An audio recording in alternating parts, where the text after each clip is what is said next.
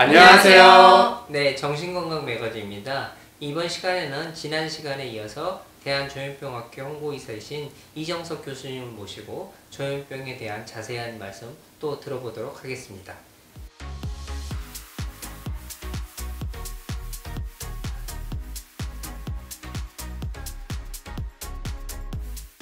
오랫동안 입원하셨던 분들을 보면 약을 도중에 끊어서 자꾸 재발하시고 그러면 기능이 점점 떨어져 보이시더라고요. 병의 진행 양상과 한번 더 설명을 좀 해봐 주실까요? 요즘 밝혀진 사실 보면 어쨌든 조현병 환자들이 치매가 좀 많이 걸려요. 일반 사람들보다 실제로 뭐 10년, 15년도 빨리 온다. 그런 얘기도 있고요. 그래서 진짜 오래되다 보면 그렇게 기능이 떨어진 경우 분명히 있는 것 같고요.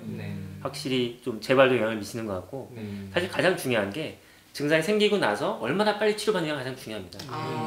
그래서 우리나라 같은 경우는 증상 생기고 치료받는 기간이 한 3년 돼요. 3년. 그럼 3년 동안 계속 그렇게 3년 동안 뭐 아주 고생하시는 거죠. 뭐 이렇게 한의원도 갔다가 뭐 굿도 했다가 기도원도 들어갔다가 외국에서는 어떻게 하냐면 좀 안 좋을 것 같은 분들을 미리 모아서 관리하고 있어야 돼요. 미리 계속 전화 연락도 하고 어떻게 잘 지내는지 좀 물어보고 하고 있어야 됩니다. 그래서 보통 사실 조현병 환자들은 어떤 병이 생기기 전에 우리가 정구 증상이라 그래서 여러 증상이 생깁니다. 그래서 대부분의 경우의 환자들은 괜히 좀 우울하고 불안하거나 자꾸 뭐 마술이나 텔레파시 이런 걸 믿는다거나 사람을 자꾸 피한다거나 성적이 자꾸 떨어진다거나 이런 증상들을 보입니다. 그래서 그런 분들을 좀 미리미리 이렇게 좀 모아다가 뭐 정신건강 강의도 하고 이런 스트레스 대처도 교육을 하고 그런 걸 미리 하고 있어야 실제로 이분들이 증상이 생기면 바로 대처를 할 수 있죠. 재활치료가 어떤 뭐 음성 증상이나 혹은 너무 사회적으로 위축되어 있는 이런 분들에게 좀 도움이 많이 될까요? 그러니까 사실 조현병이 보통 생기는 시기가 되게 젊은 시기에 20대, 30대, 뭐 10대거든요. 그러니까 사실 그런 시기가 주로 뭐 학교에 진학하고 직업을 뭐 구하고 또 뭐 배우자를 만나고 그런 중요한 시기인데 그 시기에 병이 생기기 때문에 어떻게 보면 사회생활을 그런 중요한 시기에 생겨서 사회생활을 좀 못하게 된 경우가 상당히 많습니다. 그래서 뭐 가정도 안 가지고 학교도 못 마치고 직업도 없는 경우가 상당히 많은데 사실 그 자체만으로도 자존감이 좀 떨어지고 위축이 많이 되게 돼 있죠. 근데 그렇다고 뭐 또 이렇게 도와드리면 분명히 또 하실 수 있는 분들이 상당히 있거든요. 그래서 좀 직업을 가지고 뭐 크지 않지만 돈을 좀 버시고 그러면서 좀 자긍심을 느낄 수 있는 게 분명히 도움이 되는 생각을 합니다. 그 자긍심 느끼시는 게 중요하고. 약물 치료 외에 또 도움이 될 수 있는 다른 치료 방법 이런 것들은 좀 없는지 이런 것도 좀 궁금합니다. 네네. 아니 뭐 약물 치료 가장 중요한데 뭐 추가적으로 할 수 있는 게 뭐 일단 환자분이나 가족들에 대해서 일단 질환에 대해서 잘 알려드리는 교육도 중요할 것 같고요. 망상이나 환각을 이제 타겟으로 해서 인지행동 치료라는 것도 하게 되고요. 인지행동 치료. 인지행동 치료. 그리고 아까 이제 환청이나 이런 거에 대한 인지행동 치료도 얘기를 하셨는데 실제로 병원에 그런 걸 이제 원하셔서 오시는 분들도 사실 좀 있으시거든요. 혹시 그래도 이제 저희 방송 보시는 구독자분들한테 이 환청이나 이런 거에 대해서 우리가 좀 어떻게 좀 대처나 이런 것들을 좀 할 수 있는지 간단한 팁이나 이런 것들을 좀 알려주시면 도움이 좀 될 것 같습니다. 그러니까 사실 그 환청이라는 게 결국은 이것도 좀 스트레스 영향을 받기는 합니다. 그래서 너무 스트레스 받으면 이게 좀 더 심해질 수 있거든요.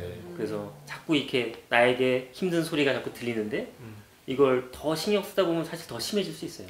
그래서 소리가 들리는데 소리에다 대고 자꾸 소리랑 대화를 한다거나 환청도 뭐 어쨌든 그 생물학적 원인이 생기는 거긴 하지만 스트레스 영향을 분명히 받거든요. 그래서 일단 환청에 대해서 잘 교육을 받으시고 나서 최대한 좀 무시를 하시거나 아니면 좀 다른 데 주의를 돌리는 행동을 하시면 좀 도움이 될 거라 생각을 합니다. 진주 그 아닌 듯 방화 네. 사건이 있었던 거, 또 강남역 그 묵지마을 살인 사건 이런 상황이 벌어졌는데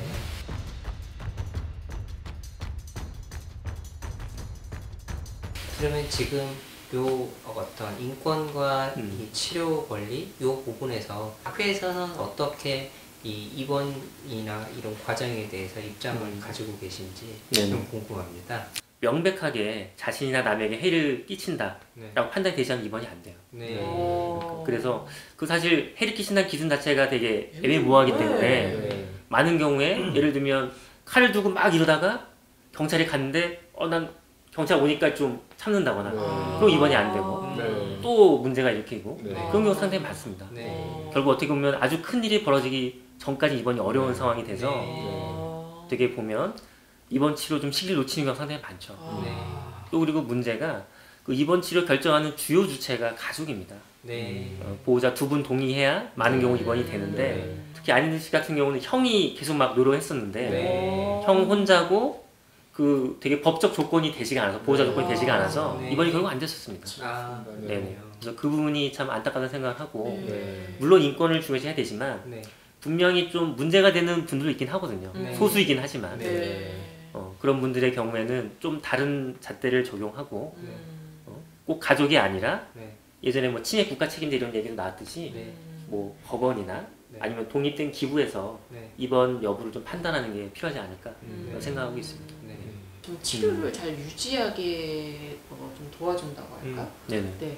그런 어떤 뭐 제도나 좀 도움이나 이런 게 좀 있는지 그런 게 좀 궁금합니다. 그러니까 이제 뭐 입원 치료 외에도 사실 저희가 외래 치료 지원제라는 게 있습니다. 그래서 좀 자신이나 남에게 해를 좀 끼칠 위험이 있는 것 같다. 그런 분들의 경우는 이제 그 최대 1년에 한해서 외래 치료를 꼭 받아라라고 명령을 하는 제도가 있습니다. 그래서 혹시 외래에 잘 안 가시게 되면 뭐 입원을 해야 되나 말아야 되나 이거 심사를 하기도 하고요. 저도 이제 궁금한 게 정말 이렇게 조현병 환자분들을 정말 많이 치료를 하셨잖아요. 좀 기억에 남는 어떤 뭐 그런 환자분이 계신지 좀 궁금해요. 그 환자들이 되게 다양하죠. 어떤 분은 이제 초반부터 치료를 되게 열심히 하고 꾸준히 받아서 되게 잘 지내시는 분들이 있는데 어떤 분들은 제가 막 계속 강의하고 교육하고 설명을 드려도 조금 좋아졌다 싶으면 약을 끊고 또 재발해서 막 뭐 문제가 일으켜서 병원에 입원하시고 되게 반복하시는 분들 많거든요. 어떻게 보면 오히려 이렇게 좀 제 말을 잘 안 듣는 분이 더 기억에 남는 것 같아요. 그래서 그런 와중에서도 계속 반복하다가 어느 순간 좋아지는 분도 있더라고요. 그래서 치료를 좀 꾸준히 받고 병에 대한 생각도 바뀌고 해서 제가 최근에 이제 곧 결혼한다고 청장을 들고 오신 분이 있었거든요. 입원을 이렇게 여러 번 하셨는데도 그분이 가장 기억에 남는 것 같습니다. 오늘은 대한조현병학회 홍보이사신 이정석 교수님을 모시고 조현병에 대해서 많은 이야기 나눠봤습니다.